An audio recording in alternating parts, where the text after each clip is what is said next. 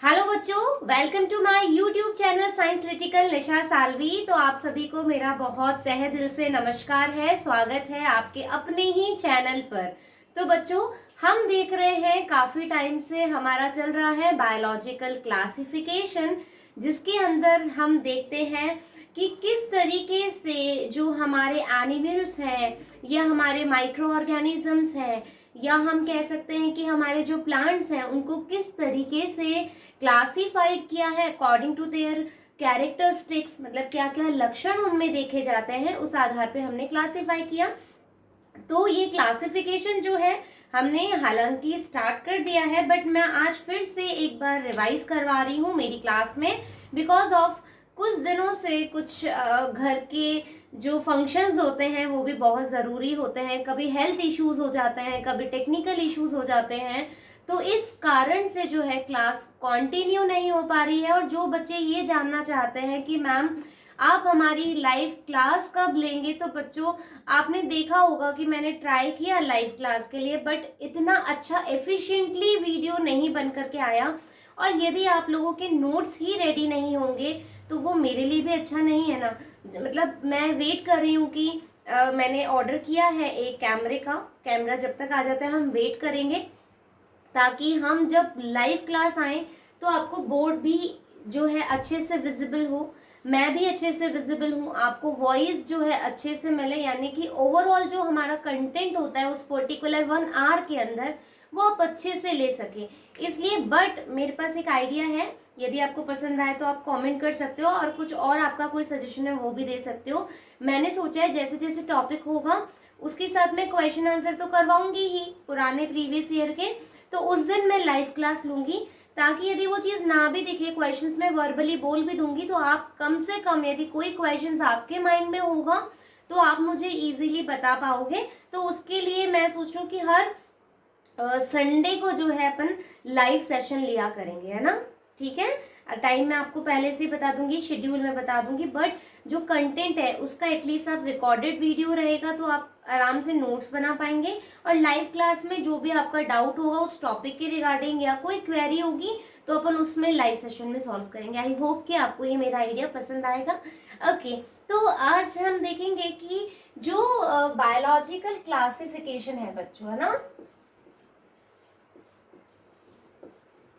Biological classification जो हमारा topic है उसमें हमने देखा कि सबसे पहले जो हमारे एरिस्टोटल थे, यानी कि अरस्तु जिनको हम कहते हैं, उन्होंने बोला कि जो जीव जगत है उसको 2 भागों में बांटा जाए, है ना। उन्होंने बोला, जो हमारे सबसे पहले आए थे एरिस्टोटल, है ना, या फिर अरस्तु, उन्होंने बोला कि जीव जगत को 2 भागों में विभाजित किया। एक है पादप जगत और एक है हमारा जंतु जगत, है ना। यानी कि एक हो गया हमारा प्लांटी और एक हो गया हमारा एनिमेलिया, राइट, एनिमेलिया।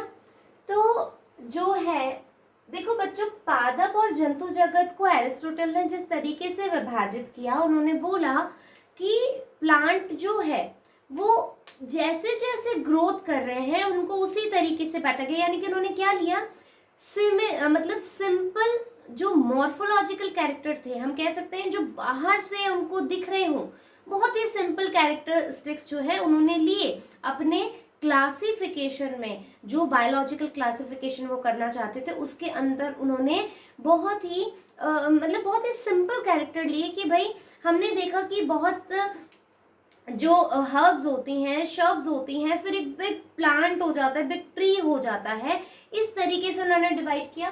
तो उन्होंने बोला कि भाई हर्ब्स हो सकती हैं, है ना, शर्ब्स हो सकती हैं और हमारे ट्री हो सकते हैं। यानी कि जैसे हम बोले कि जो हमारी झाड़ियां हैं ये हमारी हर्ब्स हैं और ये हमारे बिग ट्रीज हैं, राइट। आई बात समझ में। तो अरिस्टोटल ने, जो हमारे अरस्तु जी थे, उन्होंने जीव जगत को दो भागों में विभाजित किया। एक था पादप जगत और एक था हमारा जंतु जगत। पादप जगत को उन्होंने बोला कि ये हो सकते हैं कि बुश के आकार के हो, है ना, मतलब झाड़ी नुमा हो, फिर थोड़े से पत्तियां निकली हुई हो, फिर हम बोल रहे हैं नहीं एक बड़ा सा ट्री बना लिया हो, है ना, ऐसा हो सकता है। फिर उन्होंने बोला जंतु जगत में, जंतु जगत में इन्होंने क्या बोला बच्चों कि जो मतलब जो ब्लड है ना, वो रेड ब्लड है, ठीक है, मतलब उसमें आरबीसी प्रेजेंट है या नहीं है, राइट, और या फिर आरबीसी प्रेजेंट नहीं है। इस आधार पे उन्होंने जंतु जगत को विभाजित किया। तो सबसे पहले जो बायोलॉजिकल क्लासिफिकेशन की नींव रखी गई, या किसी एक वैज्ञानिक के मस्तिष्क में ये एक विचार आया कि हम जीव जगत को दो भागों में बांट सकते हैं, एक है पादप जगत और एक है जंतु जगत। पादप जगत को हम कैसे बांट सकते हैं कि भाई वो छोटी छोटी झाड़ियों में है, फिर हम कह रहे हैं नहीं वो थोड़ा सा हर्ब्स टाइप का है, जैसे हम कह सकते हैं ना हर्ब्स, जैसे बेसिकली ग्रीन टी लाइक हो गई है ना, या हम कह सकते हैं जो छोटे छोटे मेडिसिनल प्लांट होते हैं। इसके अलावा जो ट्रीज होते हैं बिग प्लांट्स, है ना, उसमें उन्होंने डिवाइड किया। फिर उन्होंने बोला जंतु जगत को एनिमिलिया, दैट मीन्स जिसमें रेड ब्लड सेल्स, यानी कि जो ब्लड है वो रेड कलर का, ये किसकी वजह से होगा, due to the RBCs. RBCs present है या आरबीसीज नहीं प्रेजेंट है, इस आधार पे अरिस्टोटल ने दिया। आप चाहे तो स्क्रीनशॉट ले सकते हैं। आई बात समझ में? अब देखो अपन चलते हैं थोड़ा सा आगे। मैं एक बार, आज रिवीजन क्लास है अपनी, तो मैं आज आपको रिवाइज करा रही हूँ कि जो हमने पहले पढ़ा, ताकि और चीजें। फिर हमारा सेकंड नंबर पे आया कैरोलस। कैरोलस लीनियस नामक जो वैज्ञानिक थे, इन्होंने बोला कि द्विजगत वर्गीकरण, या फिर हम कह सकते हैं बायनोमियल क्लासिफिकेशन भी इन्होंने दिया, या हम कह सकते हैं टू किंगडम क्लासिफिकेशन, है ना।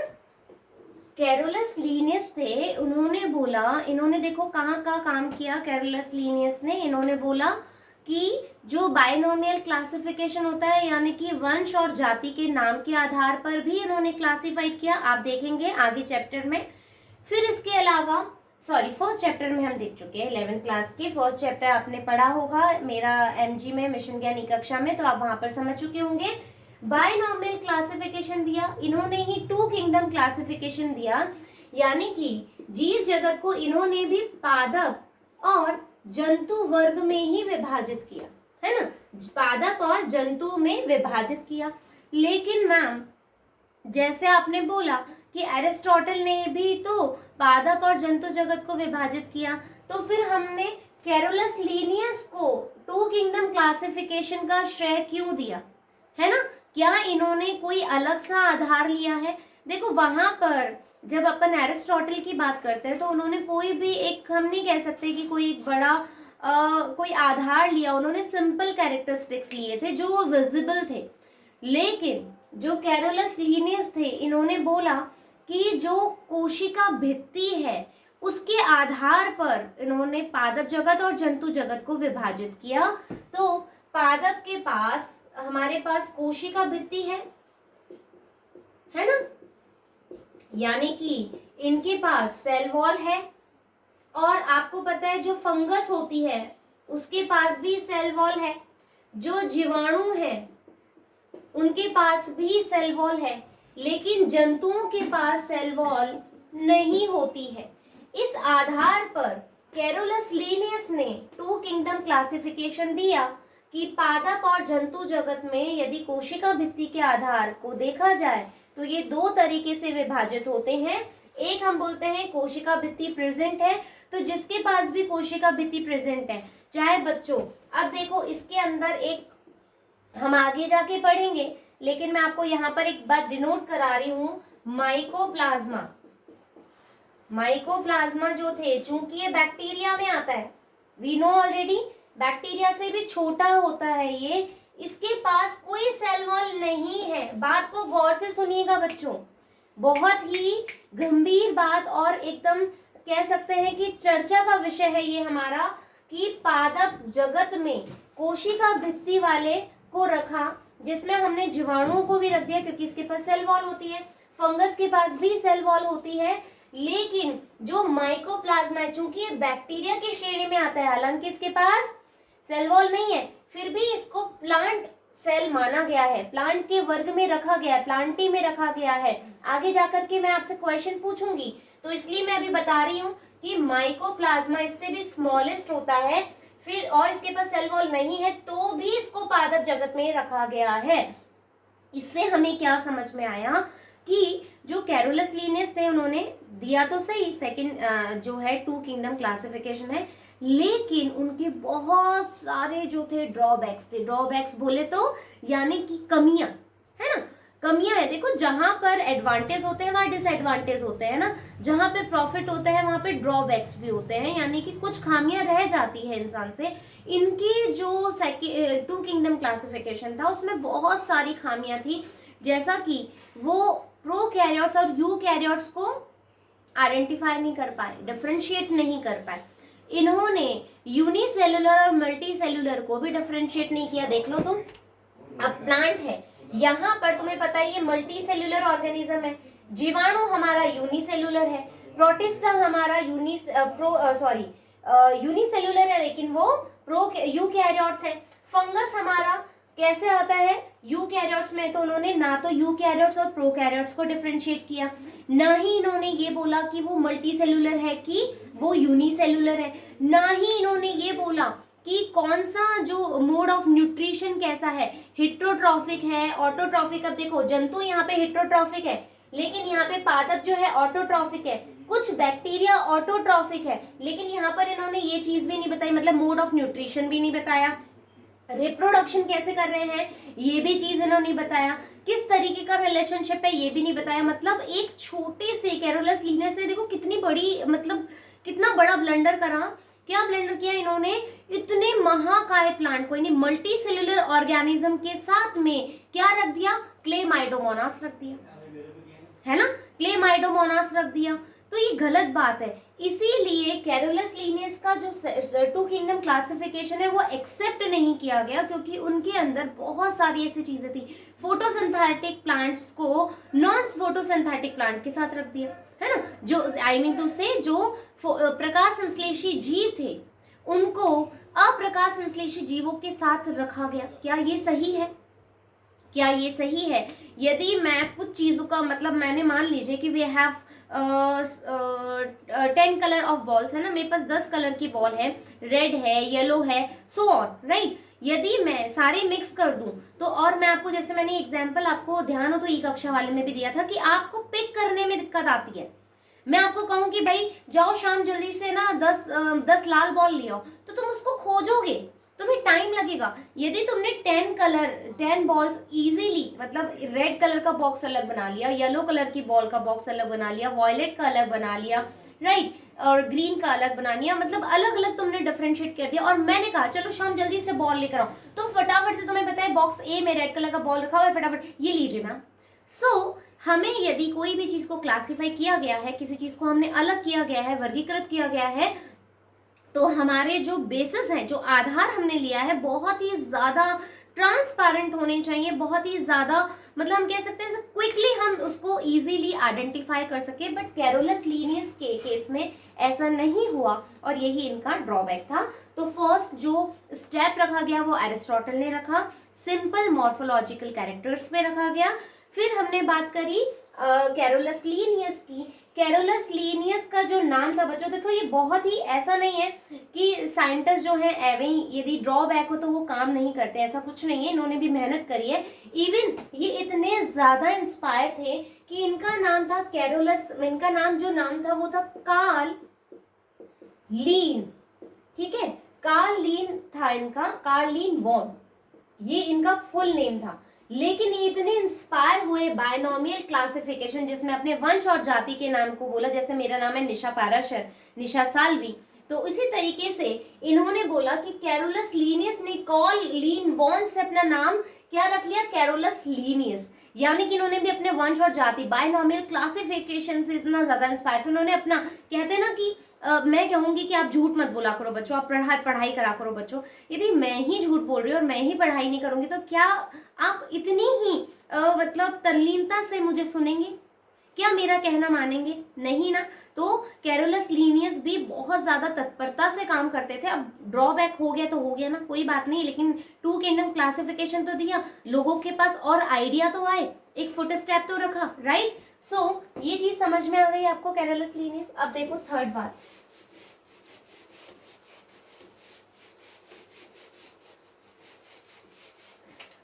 थर्ड जो है इसमें दिया हमारा 3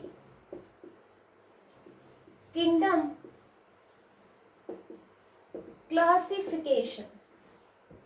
3 किंगडम क्लासिफिकेशन, 3 किंगडम क्लासिफिकेशन जो है बच्चों हैकल ने दिया है, राइट, हैकल ने दिया है। अब देखो बात जो यहाँ गौर करने की है, जो क्वेश्चन जो है वो आता है, अब तुम सोचोगे कि 5 किंगडम के हिसाब से तुम्हारा एक जो है वे बना हुआ है कि सबसे पहले प्लांट, फिर हमारा एनिमीलिया, है ना, फिर हमने बोला कि मोनेरा। ऐसा नहीं है। जो 3 किंगडम क्लासिफिकेशन है जो हैकल जी ने दिया है, उसमें इन्होंने क्या रखा है, प्लांट, एनिमल, और यहाँ पर आया है प्रोटिस्टा, ठीक है, मतलब प्लांटी, एनिमीलिया और प्रोटिस्टा। तो आपको ये बहुत ही ज्यादा गंभीरता से देखना है बच्चों कि 3 किंगडम क्लासिफिकेशन में यहाँ पर मोनेरा नहीं करना है, राइट, यहाँ पर मोनेरा नहीं करना है। पूछा जा सकता है नीट के क्वेश्चन में घुमाने के लिए कि 3 किंगडम क्लासिफिकेशन जो हैकल ने दिया है उसके अंदर किसको नहीं रखा गया है, तो आपको याद होना चाहिए मोनेरा उसमें नहीं है, प्रोटिस्टा है। आगे बात समझ में, हैकल ने दिया है 3 किंगडम क्लासिफिकेशन। अब अपन देखेंगे कि 4 किंगडम क्लासिफिकेशन जो है उसका क्या, राइट। तो 4th नंबर पे है हमारा 4 किंगडम क्लासिफिकेशन। 4 किंगडम क्लासिफिकेशन जो है बच्चों वो दिया है कॉपलैंड ने, ठीक है, कूपलैंड भी बोलते हैं कुछ लोग इसको, ठीक है, कोई लोग इसको कॉपलैंड भी बोलते हैं, राइट। तो कूपलैंड जो है उन्होंने 4 किंगडम क्लासिफिकेशन दिया। इन्होंने ऑर्गेनिज्म को किस तरीके से 4 भागों में बांटा, आप ये देखिए। इन्होंने बोला कि मोनेरा है, ठीक है, फिर आया प्रोटिस्टा है, फिर हमारा एनिमीलिया, आई मीन टू से प्लांट, और फिर हमारा आया एनिमीलिया, ठीक है, एनिमीलिया। आई बात समझ में। तो इस तरीके से कूपलैंड ने 4 किंगडम क्लासिफिकेशन दिया, मोनेरा, प्रोटिस्टा, प्लांटी और एनिमीलिया। अब आती है बात हमारी जो सबसे उम्दा क्लासिफिकेशन जो है, वाइडली एक्सेप्टेड जो है, वो है हमारा RH विटेकर का क्लासिफिकेशन, जिसमें से बहुत सारे क्वेश्चन जो है हमें देखने को मिलते हैं, बहुत सारी चीजें जो है, एक नया आयाम दिया गया है कि किस तरीके से हम जीवों को वर्गीकृत कर सकते हैं, क्या कैरेक्टर्स होने चाहिए, क्या कॉम्प्लेक्सिटी होनी चाहिए, वो किन्होंने दिया, वो दिया हमारे RH विटेकर जी ने। तो RH विटेकर जी ने दिया हमारा ये तो आ गया 4 किंगडम क्लासिफिकेशन कूपलैंड। वापस से बोल रही हूँ, एरिस्टोटल ने स्टार्ट करी बात, उन्होंने जीव जगत को 2 भागों में बांटा, प्लांट और एनिमल। फिर कैरोलस लीनियस ने उनको वापस से 2 भागों में बांटा, कोशिका भित्ति के आधार पे, प्लांट और एनिमल। फिर हमारा 3 किंगडम क्लासिफिकेशन हैकल जी ने दिया, जिन्होंने एनिमल, प्लांट और हमारा प्रोटिस्टा दिया। 4 किंगडम क्लासिफिकेशन कूपलैंड जी ने दिया, इन्होंने क्या बोला, मोनेरा, प्रोटिस्टा, एनिमल और प्लांटी। फिर इसके बाद में जो हमारे 5 किंगडम क्लासिफिकेशन आए, जो बहुत ही ज्यादा इंपॉर्टेंट है आपको देखने में, वो आप जरूर देखिए।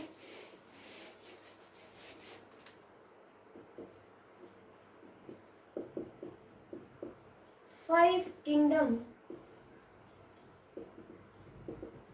Classification, it's a very very important. ये दिया है हमारे RH विटेकर ने। आर.एच. विटेकर ने 1969 में, आपको सन जो है बच्चों बहुत ज्यादा ध्यान देना पड़ेगा, 1969 में 5 किंगडम क्लासिफिकेशन आर.एच. विटेकर द्वारा दिया गया। इन्होंने क्या किया बच्चों, जो आधार माने, हालांकि मैं लाइव क्लास में ये चीजें बता चुकी हूँ, लेकिन आपके पास चूंकि अभी तक भी हमने क्या कि कंटेंट जो है वो मिला है हमें, तो कंटेंट के लिए आज मैंने रिवीजन क्लास दिया है। और एक और बात बच्चों, छोटी सी रिक्वेस्ट है, यदि आपको मेरा content, way of teaching, way of methodology समझ में आता है तो प्लीज मेरे वीडियोस को लाइक करें, शेयर करें, और आपका सजेशन भी उतना ही इम्पोर्टेंट है, जैसा कि मैं हमेशा मानती हूँ। आप कहते हैं तो वो बहुत ही जरूरी पॉइंट हो जाता है। और सबसे बड़ी बात, आपके कोई भी क्वेश्चंस हैं, कोई भी डाउट है, सो प्लीज आप कमेंट बॉक्स पे लिख सकते हैं। ओके, तो आर.एच. विटेकर ने 5 जो है मतलब आधार लिए, है ना, 5 आधार लिए, 5 बातें ली, है ना। क्या लिया? सबसे पहले तो हम बोलते हैं सेल की कॉम्प्लिसिटी,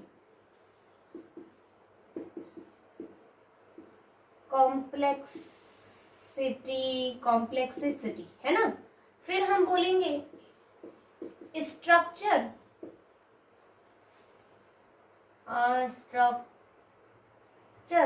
कॉम्प्लिसिटी। लिखते लिखते मेरी स्पेलिंग गलत हो सकती है, ओके, तो ध्यान रख लेना भाई, कॉम्प्लिसिटी। थर्ड नंबर है मोड ऑफ न्यूट्रिशन। भाई स्पेलिंग्स को देख लेना, स्पेलिंग पे मत जाना, इसकी फीलिंग्स पे जाना कि मैं आपको क्या सिखाना चाह रही हूँ। It's a very important. So cell complexity, structure complexity, mode of nutrition, और हमारा आ जाएगा evolutionary lifestyle, and last one is हमारा आएगा phylogenetic relationship.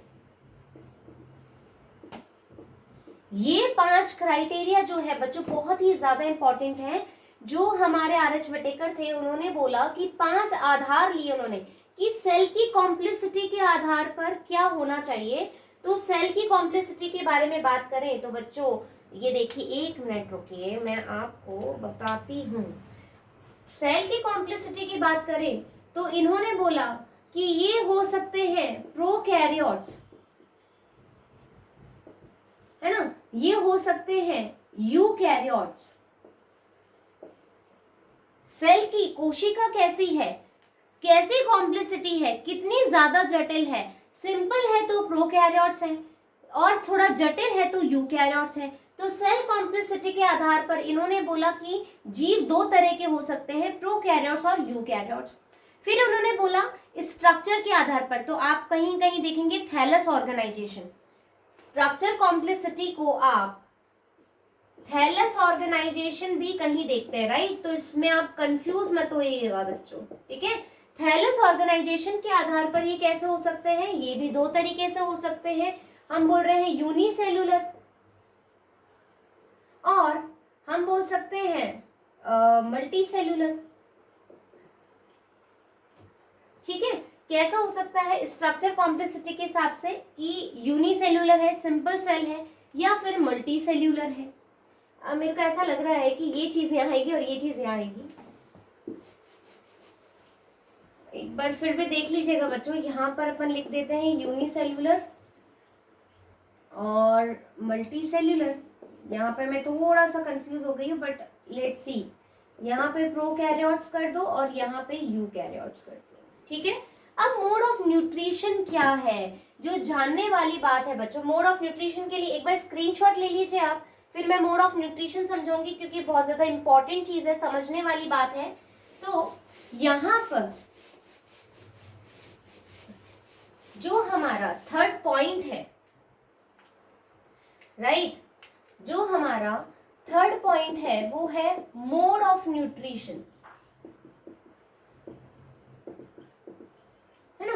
Mode of nutrition में हम देखेंगे कि जो जीव होते हैं, जैसे कि अपन ने बात करी, इन्होंने किस तरीके से बांटा, इन्होंने बांटा मोनेरा, इन्होंने बांटा प्रोटिस्टा, इन्होंने बांटा हमारा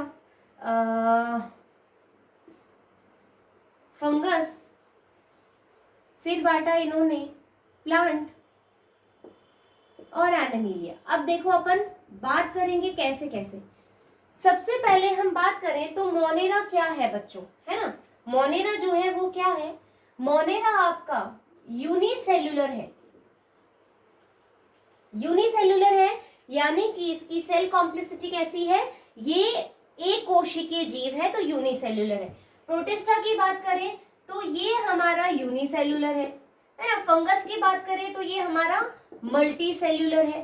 प्लांटी की बात करें तो भी ये मल्टी सेल्युलर है। एनिमिलिया की बात करें तो भी ये मल्टी सेल्युलर है, राइट। तो सेल की कॉम्प्लेक्सिटी के आधार पर मोनेरा यूनिसेल्युलर हो गया, प्रोटिस्टा हमारा यूनिसेल्युलर हो गया, फंगस हमारा मल्टी सेल्युलर हो गया, प्लांटी हमारा मल्टी सेल्युलर हो गया और एनिमिलिया भी मल्टी सेल्युलर हो गया। आगे बात समझ में। फिर हम बोल रहे हैं कि जो स्ट्रक्चर कॉम्प्लेक्सिटी है तो हम बोलेंगे कि जितने भी प्रोकैरियोट्स है यानी कि जितने भी बैक्टीरिया है वो मोनेरा में आते हैं। प्रोटिस्टा चूंकि यूनिसेल्युलर तो है लेकिन ये यूकैरियोटिक सेल होती है, ठीक है, ये यूकैरियोटिक होती है। फंगस हमारा कैसा है, यूकैरियोट्स में आता है। प्लांटी कैसा है, यूकैरियोट्स में आता है। एनिमिलिया कैसा है, यूकैरियोट्स में आता है। क्लियर। अब हम देखेंगे कि जो मोनेरा है इनके पास सेल वॉल प्रेजेंट होती है। इनकी सेल वॉल जो है बच्चों वो बेसिकली पेप्टाइडोग्लाइकेन की बनी हुई होती है। किसकी बनी होती है, बहुत ही इंपॉर्टेंट है। मोनेरा जब मैं बताऊंगी आपको तो डिटेल में बताऊंगी। पेप्टाइडोग्लाइकेन की होती है। प्रोटिस्टा के पास सेल वॉल जो है वो प्रेजेंट होती है। फिर हम बोलेंगे फंगस के पास भी सेल वॉल होती है लेकिन ये काइटिन की बनी हुई होती है, ठीक है। फंगस की सेल वॉल अलग होती है, काइटिन की बनी हुई होती है।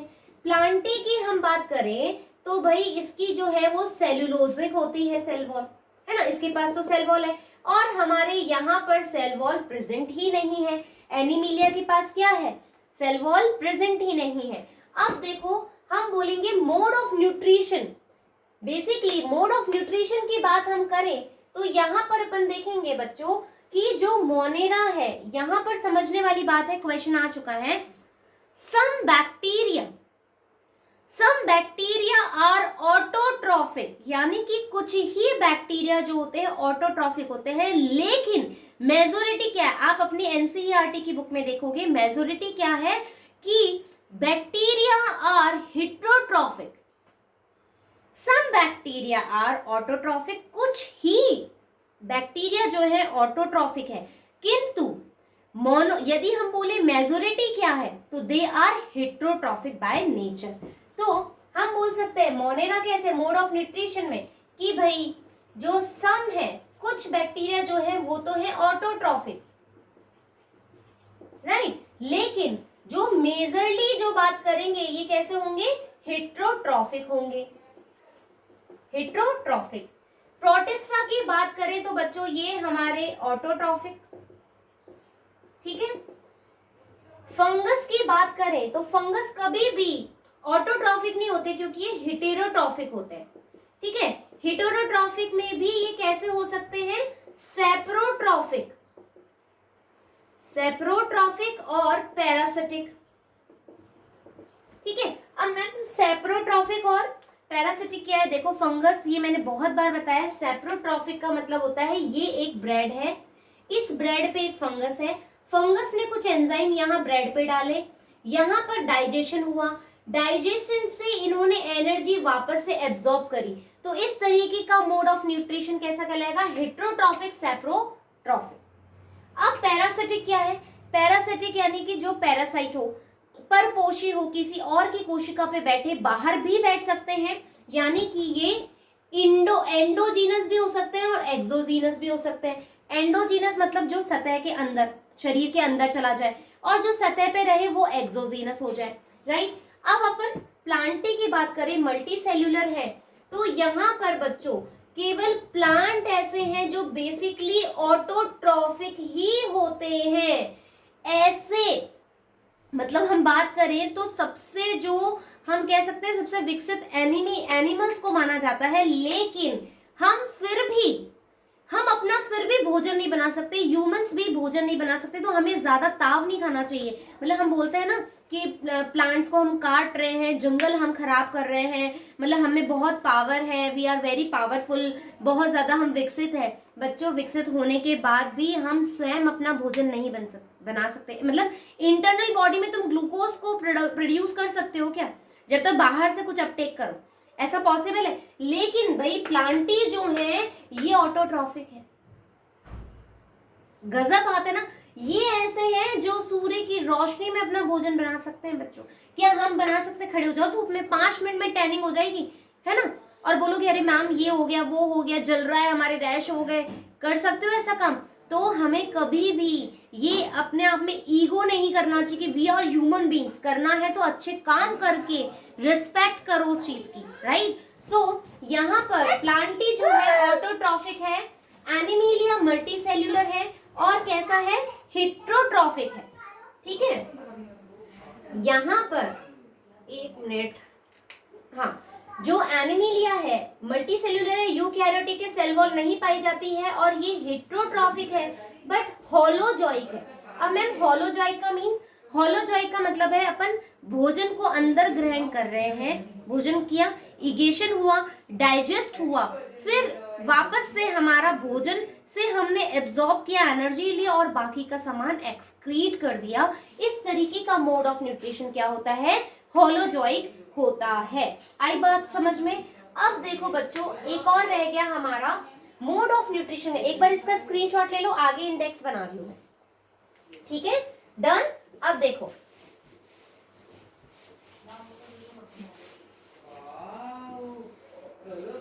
अब अपन ने क्या किया?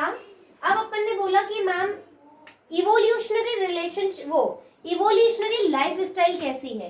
तो बच्चों यहाँ पर अपन देखेंगे इवोल्यूशनरी लाइफस्टाइल में कि कौन से कंज्यूमर्स होते हैं, कौन से कंज्यूमर्स होते हैं, कौन प्रोड्यूसर होते हैं। जैसे प्लांट जो है वो प्रोड्यूसर होंगे, बाकी सब कंज्यूमर में आएंगे। प्लांट जो है वो हमारे प्रोड्यूसर होंगे, बाकी सब कंज्यूमर होंगे। सब खाते हैं ना, हम भी तो भोजन के लिए किस पे डिपेंड होते हैं? हमारे प्लांट पे। फिर जो 5th क्राइटेरिया इन्होंने लिया, वो लिया हमारा कि भाई जो हमारा फाइलोजेनेटिक रिलेशनशिप है वो कैसा है, मतलब एक दूसरे से संबंधित कैसे हैं हम। तो सबसे पहले हमने बोला, मतलब इवोल्यूशन प्लांट की बात करें तो कैसे हुआ कि सबसे पहले हमारा क्या आया, जैसे कि थैलोफाइट आया, फिर हमारा ब्रायोफाइट्स आया, फिर टेरिडोफाइट आया, फिर हमारा जिम्नोस्पर्म, फिर एंजियोस्पर्म, इस तरीके से। तो प्लांट और एनिमीलिया को तो हमारा 3rd और 4th चैप्टर है ही, उसको इंडिविजुअली पढ़ेंगे। अपन को जो इस चैप्टर में पढ़ना है वो है मोनेरा, प्रोटिस्टा और फंगस, राइट। तो 5 kingdom classification, Monera, protista, fungus, Plantae और एनिमीलिया हमारा डन हो गया है। आ गई बात समझ में? अब देखेंगे अपन 6th किंगडम क्लासिफिकेशन, ठीक है। 6th किंगडम क्लासिफिकेशन आप देखोगे तो ये दिया कार्ल हूज ने, ठीक है। कार्ल हूज नाम के वैज्ञानिक थे जिन्होंने 6th किंगडम क्लासिफिकेशन दिया, और साथ में हमारा एक चीज दिया था, रुकिए, जैसे इन्होंने किया मोनेरा, फिर हमारा दिया प्रोटिस्टा, फिर इन्होंने बोला फंगस, फिर इन्होंने बोला प्लांटी, फिर इन्होंने बोला एनिमीलिया, है ना। ये जो है मोनेरा को इन्होंने 2 भागों में बांटा बच्चों। मोनेरा को इन्होंने बोला आर्की बैक्टीरिया, और इन्होंने बोला हमारा यू बैक्टीरिया, जो सच्चा बैक्टीरिया होता है। मोनेरा को इन्होंने 2 भागों में विभाजित किया, कार्ल हूज ने आर्की बैक्टीरिया और यू बैक्टीरिया, और जो प्रोटिस्टा से लेकर एनिमीलिया थे उनको बोला यूकैरिया, ठीक है। 3 डोमेन के नाम से भी जाना जाता है। 3 डोमेन हो गया, 1 डोमेन, 2 डोमेन, 3 डोमेन। तो ये जो 3 डोमेन है बच्चों, ये भी किसने दिया? कार्ल हूज ने। 6 किंगडम क्लासिफिकेशन भी किसने दिया? हमारा कार्ल हूज ने दिया। 2 भागों में इसको विभाजित किया। आ गई बात समझ में? तो आज हमने क्या देखा, क्लासिफिकेशन के सारे रिवीजन देखे अच्छे से। अब सुनो मेरी बात बच्चों, जो मोस्ट पॉइंट है, यहाँ पर क्वेश्चन ये आ सकता है कि जो क्लेमाइडोमोनास था, ठीक है, और क्लोरेला था, क्लेमाइडोमोनास और क्लोरेला जो था, सब पहले कहाँ रखा हुआ था, प्लांट में, ठीक है, पहले कहाँ रखा हुआ था, प्लांट में। लेकिन 5 किंगडम क्लासिफिकेशन के बाद उसको कहाँ रखा गया, प्रोटिस्टा में। क्वेश्चन आ चुका है ऑलरेडी, मेन एम्स के पेपर में मैं समझा चुकी हूँ आपको, प्रीवियस वीडियो देख सकते हो, मेन एम्स में आ चुका है। क्लेमाइडोमोनास और क्लोरा पहले कहाँ थे, प्लांट में थे, लेकिन after 5 kingdom classification which is given by R S. Whittaker, वो कहाँ पर सिचुएटेड हुए, कहाँ पर क्लासिफाइड हुए, प्रोटिस्टा ग्रुप में। आ गई बात समझ में? तो इस तरीके से आज हमने पूरे किंगडम क्लासिफिकेशन देख लिए। नेक्स्ट वीडियो में हम इंडिविजुअली मोनेरा को खत्म कर देंगे। मोनेरा में अपन क्या देखेंगे, आर्की बैक्टीरिया और यू बैक्टीरिया के बारे में देखेंगे, ठीक है। आ गई बात समझ में? नेक्स्ट जो वीडियो आएगा वो इस मोनेरा को लेकर के आएगा, जिसमें आर्की बैक्टीरिया भी पढ़ लेंगे और यू बैक्टीरिया पर कंप्लीट कर लेंगे। तो आशा करती हूँ कि आज का ये जो रिवीजन क्लास है आपको समझ में आया होगा। जो बच्चे बिल्कुल डिस्कनेक्ट थे, एक बार वापस से ये वीडियो देख लें ताकि कनेक्टेड हो जाएंगे क्लास में। मैं चलती हूँ, फिर मिलूंगी जल्द ही नेक्स्ट वीडियो के साथ। जब तक धन्यवाद।